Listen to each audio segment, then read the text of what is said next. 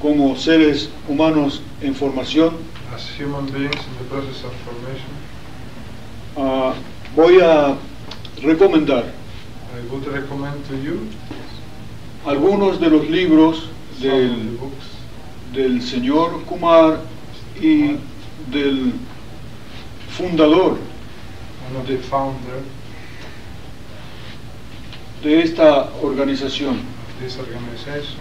Los libros están expuestos ahí sobre aquella mesa The books are on the last table,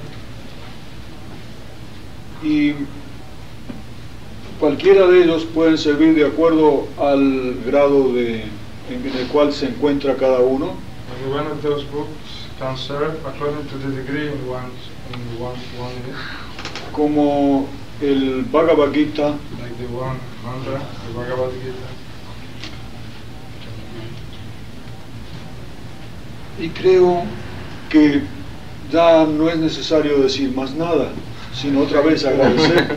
It is not necessary to say any more things, only to thank you. Y comprometemos al señor Kumar para quizás en otra oportunidad And we compromise you, come maybe in another opportunity para estar otra vez juntos. and be again together with us. Vamos a cerrar nuestra sesión de hoy con las palabras que están a los pies del maestro, We will close our session today with the words which are at the feet of the Master. a los pies del maestro de Krishnamurti, que son las palabras que están en los Upanishads, a los pies del Words maestro. to be found in the Upanishads. Y voy a pedirle a nuestro hermano Luis que sea él quien cierre. I would like to ask our brother Luis here to close the meeting. Ok, aquietemos nuestras mentes y nuestros cuerpos, por favor, y para que repitamos las palabras del mantra a los pies del maestro.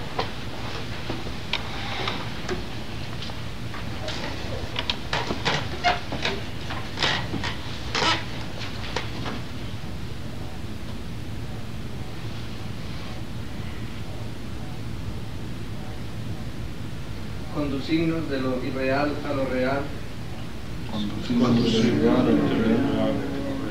conducirnos de la oscuridad a la luz, conducirnos de la muerte a la inmortalidad. Paz. Muchas gracias.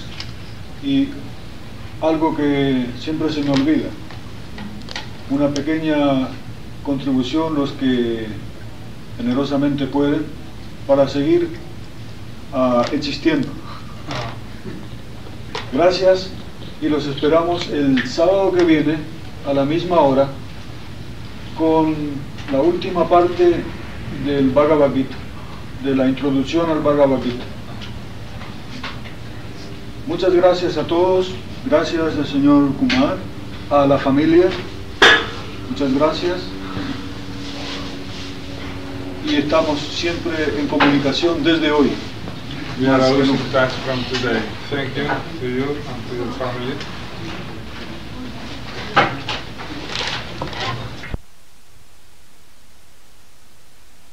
Sun and Southern Sun make together in a year. So this understanding is what is called the understanding of a yogi. That means man transcends matter, experiences the spirit, and thereafter he settles in the heart to balance the matter and the spirit. So that is what is called the state of a yogi, where he is equidistant between matter and spirit. He can spiritualize the material and he can materialize the spirit. That is the work of a disciple. On one side there is the spiritual energy materializing all the time. On the other side there is the material energy spiritualizing all the time.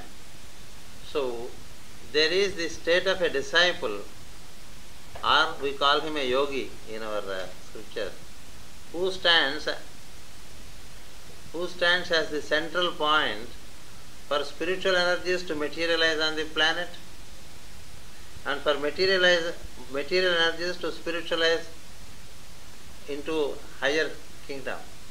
That's how man becomes the path for materialization and spiritualization. That's the ultimate of a spiritual worker, that he makes a good understanding of the material and of the spirit, and he works with both the things. Because that's how the nature works. It develops material and then it withdraws material into spirit. You see the waters going up into the sky and then coming down from the sky. It's a cyclical work. So in the cyclical work, you take your place as a scout. You know the scout? Yeah. So like a scout, you work for the nature, because nature has the double program of materializing and spiritualizing. And hence, you need to balance material and spirit in us. So you think the West is going to be balanced from the East? The West gets balance from the East, and the East gets balance on account of the West. Because West and East together make this planet. And it's one humanity. It's a question of seeing the whole thing together. Towards that, the work is going on. Otherwise, why do you bother about the Vedic symbolism? You would like to know the inner side of things. And we are bothered in India to take your computers, to take your technology, to bring your automobiles, because we have the other side with us. So then it is balanced. But that is not good. No, there is no such thing as good or bad. It is another bifurcation which we make according to our convenience. It is the total. There cannot be good without bad. There cannot be light without shade. Can there be light without shade? You stand in the sun, you have your shade. So if you look for light, there is the darkness. If you look for full moon, there is the new moon. You look for the day, there is the night. It's all cyclical. The law of periodicity works out everything cyclical. You want now a dawn, a sunrise. Now in this hour, if we want, we have to go through the night to get another dawn. Is it not? And then you have a noon. When you are at the noon, you must always remember that there is a possibility of a midnight. That is wisdom. Things come according to a time cycle. That's the time key which the Veda gives. Time brings things. You see civilizations, how they have raised to their optimum and then they have fallen. The Egyptian, the Greece, the Babylonian, and then so many other civilizations. And now, see, we rise to come down and we come down to rise. This is the truth of the cycle of time. So in that cycle, it is true with individuals, with families, with institutions, with business organizations, with nations, and with the globe. So cyclically there is a dawn, there is a noon, there is a dusk, there is a midnight. When we are in the evening hours, we don't have to really worry because it promises a dawn again. That is Savitri. You may have known Savitri, Aurobindo's Savitri. It is a Vedic concept that every evening is a promise for a dawn. So you should rejoice that there is a dawn when you are in the dusk. And then be prepared when the dawn comes. So this law of periodicity is the fundamental things. Madame Blavatsky has put it in Secret Doctrine. So in this cyclic manner, you can't take it that this is good, this is bad, because the whole thing is worked out by the nature. It is a nature's work in which you make participation by tuning up to the time's plan. The plan comes through time and you cooperate and work with it. Unless the man has some minimum physical comfort, he cannot take off to spiritual experience. If the body is painful on one side, the spiritual practice cannot progress.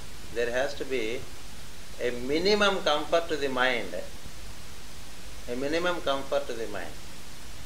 Thereafter, yes, if you go beyond the minimum comfort, then you are stuck by the objectivity.